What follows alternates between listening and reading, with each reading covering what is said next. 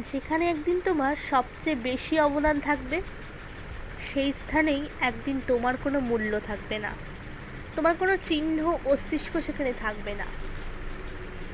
সময় আর প্রিয় মানুষ যখন মানুষকে কষ্ট দেয় একসাথে, তখন মানুষ বাহির থেকে না, অন্তর থেকে পাথর হয়ে যায়। জীবনের গল্পগুলো তো একই থাকে, শুধু বদলায় মানুষ তার মুখোশগুলো।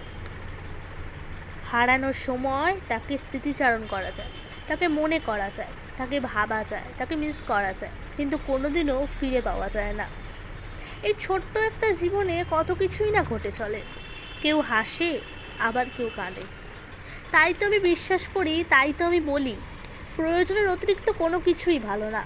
প্রয়োজনের অতিরিক্ত কাউকে যদি বিশ্বাস করেছেন, তাহলে দেখবেন একদিন সেই বিশ্বাসের আপনার কোনো মর্যাদা দেবে না, সেই আপনার ওপর অবিশ্বাস দেখাবে, সেই আপনাকে ছেড়ে অন্য কারোর হাত ধরে চলে যাবে।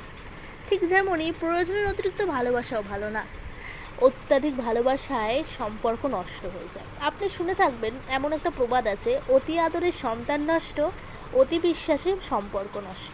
তাই প্রয়োজনের অতিরিক্ত কোনো কিছুই করবেন না, যতটা দরকার ততটাই করা ভালো। সব শেষে এখন হাল ছেড়ে দিয়েছি, এখন বলি যে যা হবে দেখা যাবে।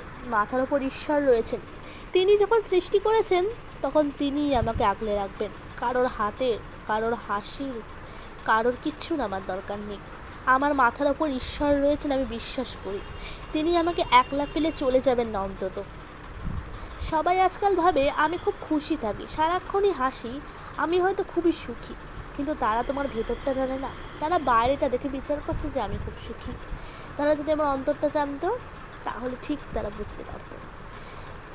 এমন কয়েকজন মানুষকে আপনারা হয়তো জীবনে দেখেছেন বা প্রায়শই দেখে থাকেন, যারা সবসময় কোনো না কোনো কথায় সারাক্ষণ হাসে। এমন মানুষরা কেমন হয়? এমন মানুষরা তাদের ভেতরের অন্তরে যে কষ্ট রয়েছে, সে কষ্টটাকে আগলে রাখার জন্য, সে কষ্টটাকে ভুলে থাকার জন্য সবসময় তারা বন্ধু বান্ধব ঠাট্টা তামাশা করে কাটিয়ে দেয়। কারণ তারা তাদের ভেতরের মনের দুঃখটা অন্য কারোর কাছে শেয়ার করতে চায় না, কারণ সেটা তাদের কাছে সবচেয়ে বেশি অপমানজনক। আমি এখন জীবনের এমন একটা পর্যায়ে দাঁড়িয়েছি, সেই পর্যায় থেকে না আসছি ফিরে আসতে, না পারছি সবটা ভুলে আগের মতো থাকতে, আর নাই বা পারছি চিৎকার করে কান্না করতে। বড্ড একা লাগে আজকাল।